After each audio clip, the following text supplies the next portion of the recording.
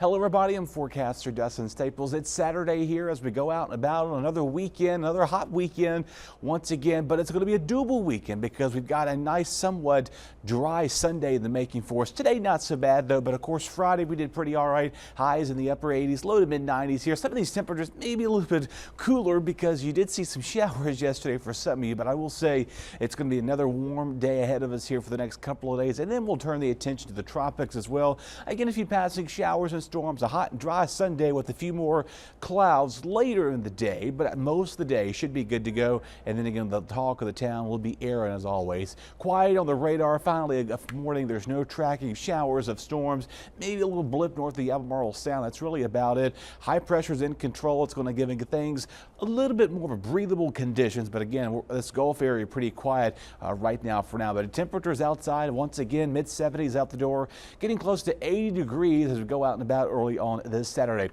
Hurricane Aaron now a major hurricane as of this morning. It became a Category 3 storm after the 5 o'clock advisory. It's going to hold to major hurricane status through all the way through the next week just about here.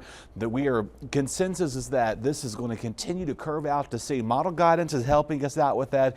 We saw this a week out. We thought this would happen. Of course, Bermuda may see more effects than us than we see here along our coastline. Still a Category 2-3 storm as it passes by our area. So what we can expect, no direct impact, so some good news with that. Beach erosion, large waves, most likely Highway 12 will probably see a lot of overwash along the Outer Banks region, high rip current risk there. And again, speaking of the Outer Banks, we could see some gusts between 35 and 45 miles an hour.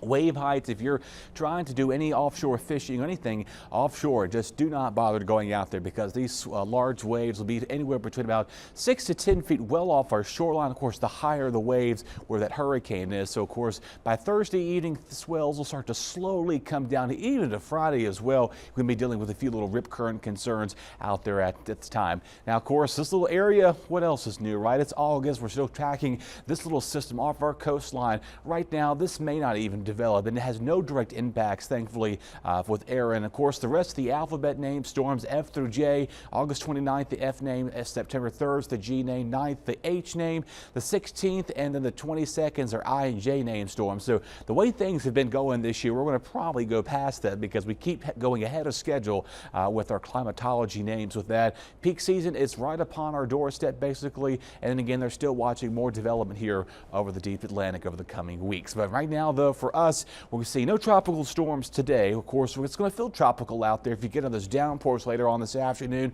it could contain some heavy downpours. That's really the main thing with these systems. Maybe a gust of wind here or there. That's really about it. Quiet overnight tonight, falling down to the upper 60s and low to mid 70s for your Sunday morning.